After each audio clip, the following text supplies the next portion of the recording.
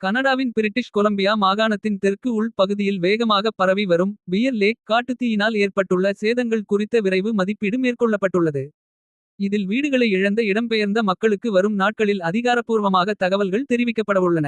Thomson Nikola பிராந்திய மாவட்டம் வழங்கிய தகவலின்படி சுமார் 1100 சதுர கிலோமீட்டர் பரப்பளவிற்கு பரவியுள்ள இந்த பிரம்மாண்ட காட்டுத்தீயினால் அதன் அதிகார வரம்பிற்குட்பட்ட சுமார் 120 சொத்துக்களிலுள்ள கட்டடங்கள் முற்றிலுமாக அழிந்துள்ளன. பிக்பார் லேக் சாசம் கிளண்டன் பகுதியின் தெற்கே அமைந்துள்ள நெடுஞ்சாலை 97 மற்றும் கெல்லி லேக் வீதி ஆகியவற்றில் பாதிப்புகள் உறுதி செய்யப்பட்டுள்ளன. பாதிக்கப்பட்ட 120 சொத்துக்களில் பெரும்பாலானவை குடியிருப்பு வீடுகளாகும். சில இடங்களில் முதன்மை வீடுகள் தப்பியிருந்தாலும் அவற்றின் கேரேஜ்கள் கொட்டகைகள் மற்றும் ஏனைய வெளிப்புற கட்டடங்கள் எரிந்து சாம்பலாகியுள்ளன. இந்த கணக்கெடுப்பில் தோம்சன் நிகோலா பிராந்திய மாவட்டத்தின் அதிகார வரம்பிற்கு வெளியே உள்ள கிளண்டன் நகர்ப்பகுதி சொத்துக்கள் சேர்க்கப்படவில்லை.